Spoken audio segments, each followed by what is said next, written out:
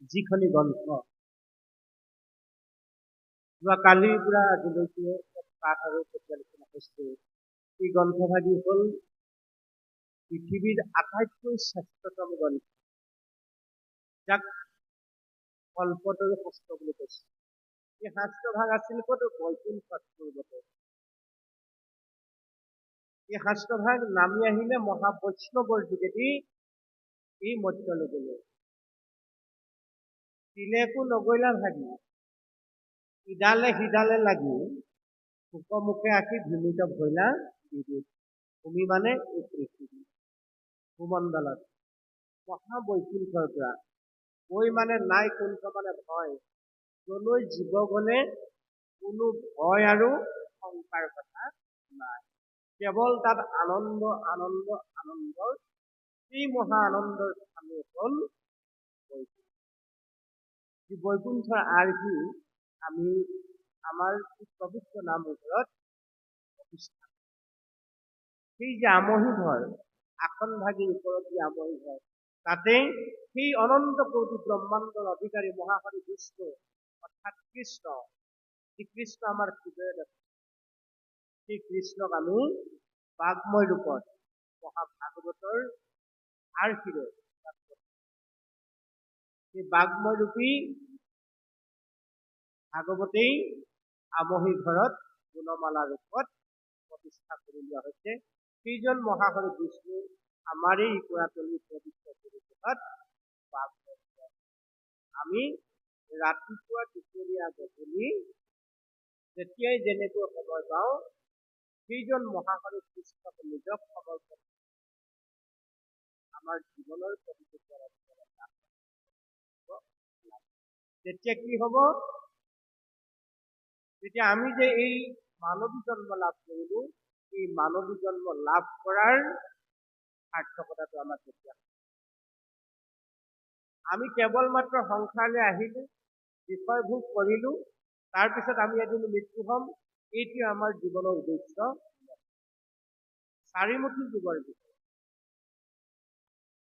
বুৰণ গজন ভ্ৰমণ, চাৰিমুখী যুগৰ ভিতৰত আটাইতকৈ শ্ৰেষ্ঠতম তনু ধাৰণ কৰা যুগভাগী হ'ল মানুহ। অধন্য ধন্য কলিকা ধন্য নৰ তনু ভাই, ধন্য ধন্য ভাৰত গুৰু।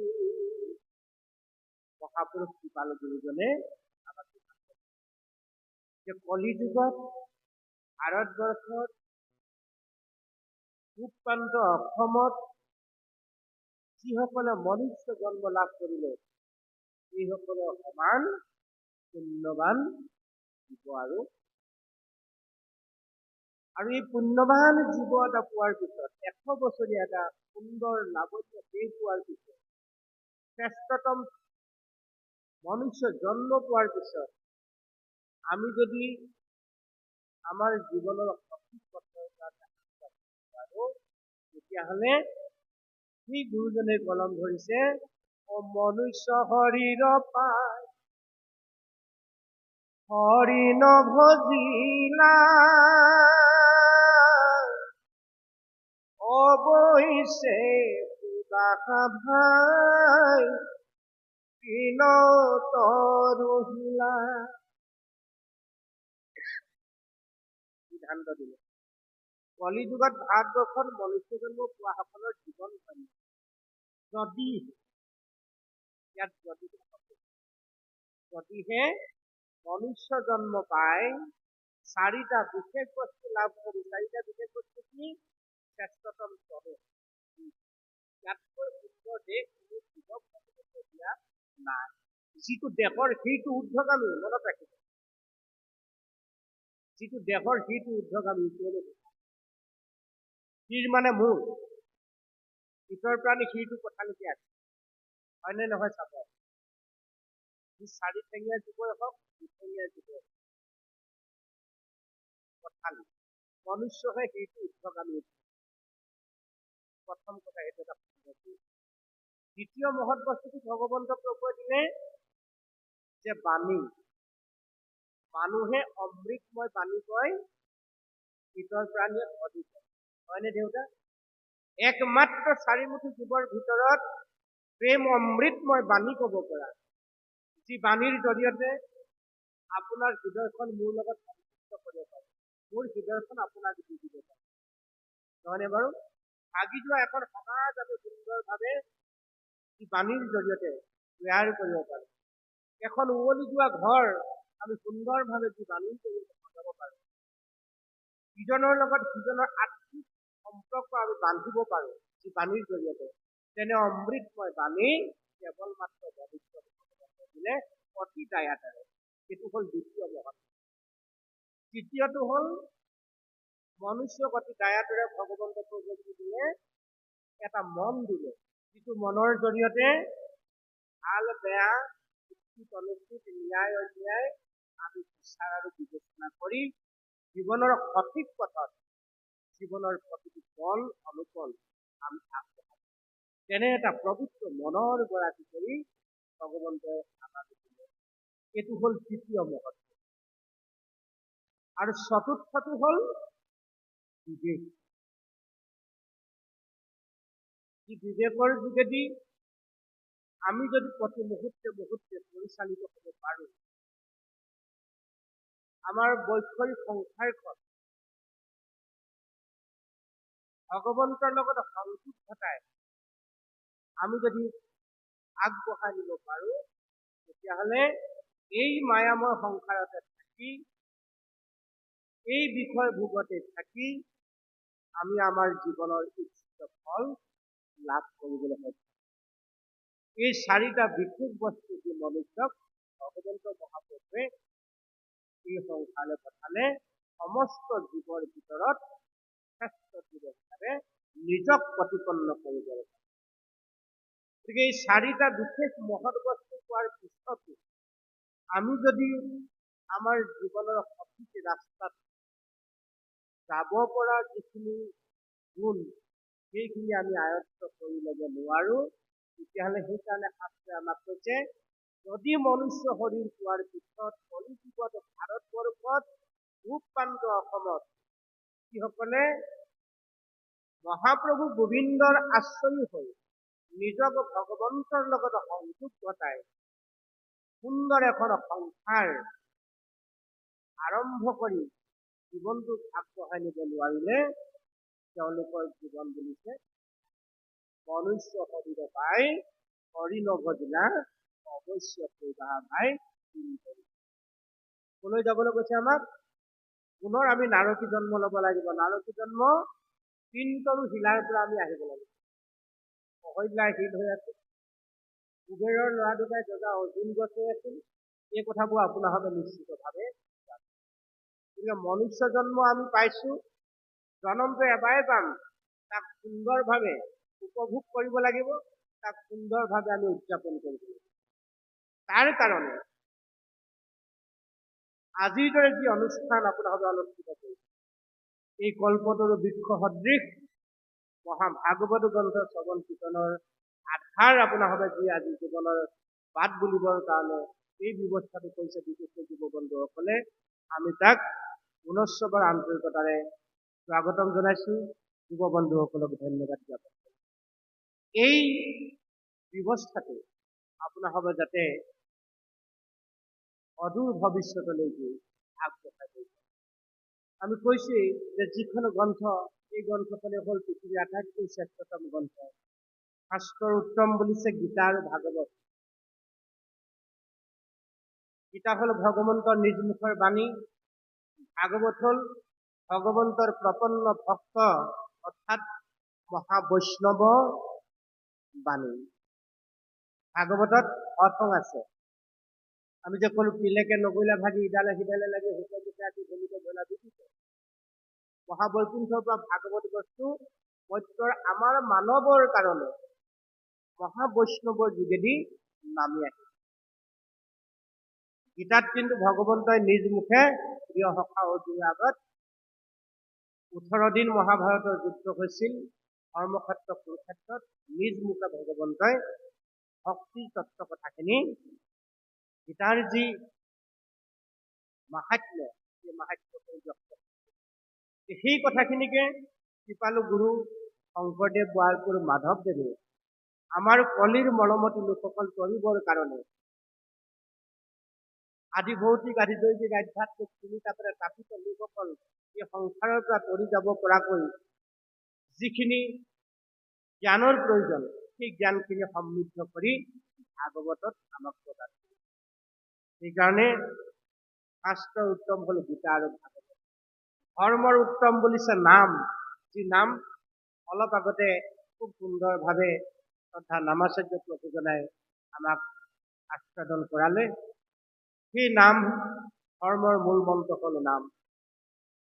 আৰু যিজনৰ চৰণত আমি আশ্ৰয় হৈ আমাৰ জীৱনৰ প্ৰতিটো পল অনুপল আগবঢ়াব লাগে, সেইজন দেৱৰো দেৱতা, পৰম ঈশ্বৰ, আমাৰ সমস্ত জীৱৰ পালক নিয়ন্ত্ৰক সংসাৰক নিৰ্গুণ ঈশ্বৰ, সেইজন হল দেৱাদিদেৱ কৃষ্ণ। শাস্ত্ৰ উত্তম গীতা ভাগৱত, ধৰ্ম উত্তম নাম, দেৱৰ উত্তম দৈৱকী নন্দন, যিজনক আমি আমহী ঘৰত বাগ্ময় ৰূপত প্ৰতিষ্ঠা, যিজন আত্মাৰূপে আমাৰ প্ৰত্যেকৰে ঘটে আছে। আত্মা ঈশ্বৰক লাগ প্ৰত্যক্ষ সততে পাই নাপায় জানা অবিদ্যাত, অবিদ্যা নাখিলে লাগ কৃষ্ণক পায় জানা কণ্ঠলগ্ন বস্তু। সেইজন কৃষ্ণক পোৱাৰ যি ব্যৱস্থা, এই ইকৰাণী গুৰুগৃহত আমহী ঘৰক ভগৱন্তক প্ৰতিষ্ঠা কৰি আমি দিন ৰাত একাকাৰ কৰি ভগৱন্তৰ গুণ নামেৰে জীৱন ধন্য কৰিব বিচাৰো। ভগৱন্তে আমাক কৃপা কৰিবৰ কাৰণে সৰ্বক্ষণে ৰৈ আছে। আমি সেইজন কৃষ্ণৰ চৰণলৈ আগবাঢ়ি যাব লাগে। আৰু তাৰেই এই ব্যৱস্থা ভাগৱতৰ মাৰ্গৰ যোগেদিহে আমি ভগৱন্তৰ লগত নিজক সংযুক্ত কৰিব পাৰোঁ। সহাগৰা পৃথিৱীৰ ৰজা, অজাবৎসল ৰাজা পৰীক্ষিত অকণমান ভুলৰ কাৰণে তেওঁৰ জীৱনৰ গতিপথ সলনি হৈ গল। এজন বৈষ্ণৱ পুত্ৰ ধৰ্মজ্ঞ ৰজা, অজাবৎসল ৰজাৰ অকণমান এটি ভুল হৈ যোৱাৰ কাৰণে তেওঁৰ জীৱনৰ গতিপথ সলনি। আপোনাৰ মোৰ জীৱনত কিমান ভুল হয়, প্ৰতি পলে পলে, প্ৰতি মুহূৰ্তে মুহূৰ্তে, প্ৰতি খোজে খোজে আমাৰ জীৱনত ভুল বা দুখ হয়। গতিকে আমাৰ জীৱন কিমান বিপদগামী হ'ব আমি যদি সাৱধানতা অৱলম্বন নকৰোঁ। সেইকাৰণে ইয়াত পাঠত খুব সুন্দৰভাৱে কৈছে, শ্ৰীমতে কৰিলা শাস্ত্ৰ ব্যাস সৰ্ব জ্ঞান, প্ৰথমে হৰিক স্মৰি শুনা সাৱধান। মনত অসাৱধানতাই যদি আমি কিবা কৰ্ম কৰোঁ, কৰ্মৰ বিপাক ঘটি আমাৰ জীৱন বিপদগামী হ'ব লাগে। সেইকাৰণে প্ৰতি মুহূৰ্তে সাৱধান হ'ব লাগিব। জীৱনৰ প্ৰতিটো পল অনুপল যদি আমি সাৱধানী হৈ যাব পাৰোঁ, তেতিয়াহ'লে আমাৰ নীলগত ঢৌ বুজা, নীলগতে মাৰ নিয়াই সুমংগলে সভাপতি ভগৱন্তৰ প্ৰিয় পাত্ৰ কৰি ভগৱতে আমাক নিজেই ল'ব। শাস্ত্ৰ পঢ়িব নজনা সকলো, ইয়াৰ অৰ্থ বুজি নোপোৱা সকলো, ভাগৱতৰ মূল কথাকেইটা যদি আমি জীৱনত পালন কৰিবলৈ তেতিয়া আমাৰ জীৱন ধন্য হ'ব। খুব ধুনীয়াকে সুৰ দি পঢ়িব পাৰিলেহে, ৩ খেৰ বা ৫ খেৰ, ৩ খেৰ ৪ খেৰ উঠিব, তালৈ যদি গোপাল গোবিন্দ যদুনন্দন কৃষ্ণ চৰণে লৈদুহৰণ পাৰ কৰা ৰঘুনাথ সংসাৰ সাগৰ ধুনীয়াকৈ নিশি দি সুৰ দি নাম গাব পাৰিলেহে যে তেওঁ ভকতি হ'ব, বৈকুণ্ঠলৈ যাব, তেনেকুৱা কথা। যিসকলে নিজৰ নামটোও লিখিব নাজানে, পঢ়িবতো নাজানে, নামটোও লিখিব নাজানে, সেইসকলেও জীৱনৰ সেই কামকেইটা যদি সঠিকভাৱে কৰিব পাৰে, তেতিয়াহ'লে তেওঁৰ জীৱনটো ধন্য। আমি মাত্ৰ মনুষ্য জন্ম যে পালো, এই মনুষ্য জন্ম কোটি পুৰুষৰ ভাগ্যৰ বলত পাইছে। আৰু এই মনুষ্য জন্ম পোৱাৰ পিছত যদি জীৱনৰ সঠিক ৰাস্তাত যোৱাৰ ব্যৱস্থাটোত আমি আগবাঢ়িব নোৱাৰো, তেতিয়াহ'লে আমি কলৈ যাম বুলিছে? পুনৰ নৰকৰ গতি। নৰকৰ গতি কোনসকল জীৱ থাকে নৰকত? যিসকলে কেৱল মাত্ৰ খাব লাগে বুলি জানে, কেৱল মাত্ৰ মল ত্যাগ কৰিব লাগে, খালে হাগিব লাগিব, মল ত্যাগ কৰিব লাগিব, মল ত্যাগ কৰিব লাগে বুলি জানে, আৰু ফূৰ্তি কৰি শুব লাগে বুলি জানে, বিষয় ভোগ কৰিব লাগে বুলি কেৱল মাত্ৰ, সেইসকলে হ'ল নাৰকীয়। ক'ৰ পৰা আৰম্ভ হৈছে নাৰকীয় জীৱবিলাক? একেবাৰে লেটিনৰ কীটটোৰ পৰা আৰম্ভ হৈছে। ভগৱন্ত প্ৰভুৱে কৈছে সমস্ত ভূততে মই আছো, সমস্ত ভূততে ব্যাপি আছো মই হৰি, অবাকো মানিবা তুমি বিষ্ণু কৰি। ভগৱন্ত সমস্ত ভূতত আছে বুলি কৈছে। গুৰুজনে তাকে কলম ধৰিছে বৰগীতত, যত জীৱ জংগম কীতপ তংগম অগণগ জগতে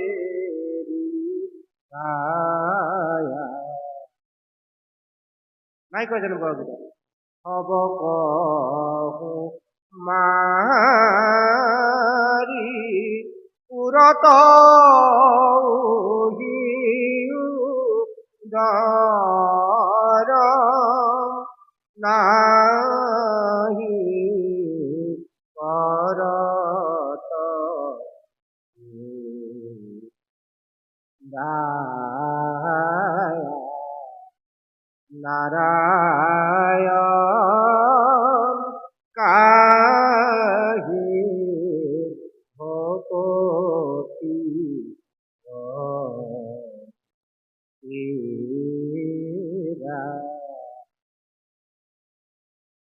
সমস্ত ভূতত ভগৱন্ত আছে। এতিয়া সমস্ত ভূতৰ প্ৰতি আমাৰ যেতিয়া শ্ৰদ্ধা ভাৱ, সমস্ত ভূতৰ প্ৰতি যেতিয়া আমাৰ দয়া ভাৱ আহিব, কৰুণা ভাৱ আহিব, পৰোপকাৰী ভাৱ আহিব, তেতিয়া আমাৰ জীৱনৰ প্ৰথমটো খোজ সঠিকভাৱে আহিব। পৰোপকাৰে পুণ্য, পৰপীড়নে পাপ, এই মন্ত্ৰটো উপলব্ধিত যি হওক প্ৰতি মুহূৰ্তে মুহূৰ্তে যদি আমি জীৱনত লৈ আগবাঢ়ি যাব পাৰোঁ, যে আনৰ অপকাৰ কৰাটোৱে যদি পাপ বুলি আমি ভাবি ল'ব পাৰোঁ, আনৰ উপকাৰ কৰাটোৱে যদি পুণ্য বুলি ভাবি আমি জীৱনটো আগবঢ়াই লৈ যাব পাৰোঁ, বেলেগকৈ শাস্ত্ৰ পঢ়িব আমি আৰু নালাগে।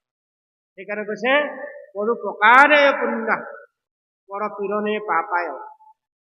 এতিয়া পাপেই আমাক অধোগতি নিব আৰু পৰোপকাৰ পুণ্যৰ যোগেদি আমাৰ জীৱন উদ্ধগতি। এতিয়া আমি খাওঁ পিয় ঘুমৰ পৰা আমাৰ জীৱনটো আমি আঁতৰাই আনিব পাৰোঁ। খাওঁ পিয় ঘুমত কোনবিলাক জীৱ থাকে? লেট্ৰিনৰ কীট, তাতে খায়, তাতে মল ত্যাগ কৰে আৰু তাতেই এদিন মৃত্যুবৰণ কৰে। এতিয়া আমাৰো সংসাৰ আমি বিষয়ভোগ যদি কৰিছোঁ, ৰাতিপুৱা শুই উঠাৰ পৰা নেখাবলগীয়া বস্তুৱে যদি খাই আমি জীৱনটো আৰম্ভ কৰিছোঁ, নকৰিবলগীয়া কৰ্ম কৰিয়ে যদি আমি জীৱনটো আৰম্ভ কৰিছোঁ, নেচাবলগীয়া বস্তু চাই যদি আমি জীৱনটো আৰম্ভ কৰি দিছোঁ, আৰু সন্ধিয়ালৈকে যদি আমি সেই ব্যৱস্থাৰে আগবাঢ়ি গৈ আছো, ৰাতিটো আমি তেতিয়া নকৰিবলগীয়া কৰ্মতে লিপ্ত হৈ আমাৰ জীৱনটো সেই খাওঁ পিয় ঘুমো লেট্ৰিনৰ কীটটোৰ পৰা আমাৰ মাজত কোনো পাৰ্থক্য নাথাকে। আমাক যে শ্ৰেষ্ঠতম তনু দিলে, 4টা মহৎ বস্তু দিলে, আমি যে কৈছো পূৰ্বত এটা সুন্দৰ দেশ, এটা পবিত্ৰ মনৰ অধিকাৰী কৰি দিলে, পবিত্ৰ অমৃতময় বাণী দিলে আৰু বিবেক নামৰ এটা মহাশক্তি দিলে। এই বিবেকৰ যোগেদি আমি জীৱনটো শৃংখলিত ৰূপত আগবঢ়াই নি জীৱনৰ সঠিক পথত উপনীত হ'ব পাৰে। সেইকাৰণে আমাক কৈছে ধন্য ধন্য কলিকাল, সেই জীৱন কলিযুগটো বৰ ধন্য, ধন্য ধন্য কলিকালে ধন্য নৰতনু ভাল, ধন্য ধন্য ভাৰত বৰি। ভাৰতবৰ্ষত যিসকলে মনুষ্য জন্ম পাইছে, তাতো প্ৰান্ত অসমত, য'ত শংকৰদেৱ মাধৱদেৱৰ জন্ম হৈছিল। শংকৰদেৱ মাধৱদেৱ অসমীয়া জাতিৰ প্ৰাণ, সেই গুৰুসকল জন্ম হৈ শুদ্ধ সনাতন বৈষ্ণৱ ধৰ্ম আমাক প্ৰদান কৰিলে। একশৰণ হৰিনাম ধৰ্ম আমাক দিলে, যি একশৰণ হৰিনাম ধৰ্মৰ যোগেদি আমাৰ জীৱন আমি শৃংখলিত কৰি আছো। তেনে সুন্দৰ ধৰ্ম আমাক কলিযুগত ভাৰতবৰ্ষৰ এই মানুহখিনি কৰিবৰ কাৰণে কৃপাল গুৰুজনাই আমাক প্ৰদান কৰিছে। গতিকে আমি তাৰ পৰা যদি কেনেবাকৈ বিচলিত হৈ নকৰিবলগীয়া কৰ্ম কৰি, নেখাবলগীয়া খাদ্য খাই, নেচাবলগীয়া বস্তু খাই আমি যদি জীৱনৰ খোজবিলাক আগবঢ়াবলৈ যত্ন কৰো, তেতিয়াহ'লে এই অনুষ্ঠান পাতি কিন্তু আমাৰ একো সাৰ্থকতা নহয়। ভাগৱত আৰম্ভ হৈছে এটা সাপৰ পৰা আৰু শেষ হৈছে এটা সাপত। মনত ৰাখিব। আগত গ্ৰন্থ যে এই ব্যাগুম ভলিউমৰ গ্ৰন্থখন আৰম্ভ হৈছে এটা মৰা সাপৰ পৰা আৰু শেষ হৈছে যে এটা জীয়া সাপত। দুটা সাপৰ সমষ্টি হল ভাগৱত। আৰু দুইজন পৰম সুখীত ভগৱন্তৰ একান্ত ভক্তৰ যোগেদি ভগৱন্তৰ এই লীলাখন ঘটাই দ্বাদশ স্কন্ধ ভাগৱত আমাৰ কলিৰ এই মলমতি লোকসকলক প্ৰদান। 7 দিনৰ ভিতৰত তক্ষকৰূপী মহানাগে মহাভকত পৰিচিতক দংশন কৰে। আৰু এই তক্ষকৰূপী মহানাগৰ এই মহাসাপটো পাবৰ কাৰণে পৰীক্ষিতে আৰম্ভ কৰি দিলে এটা মৰা সাপৰ পানী।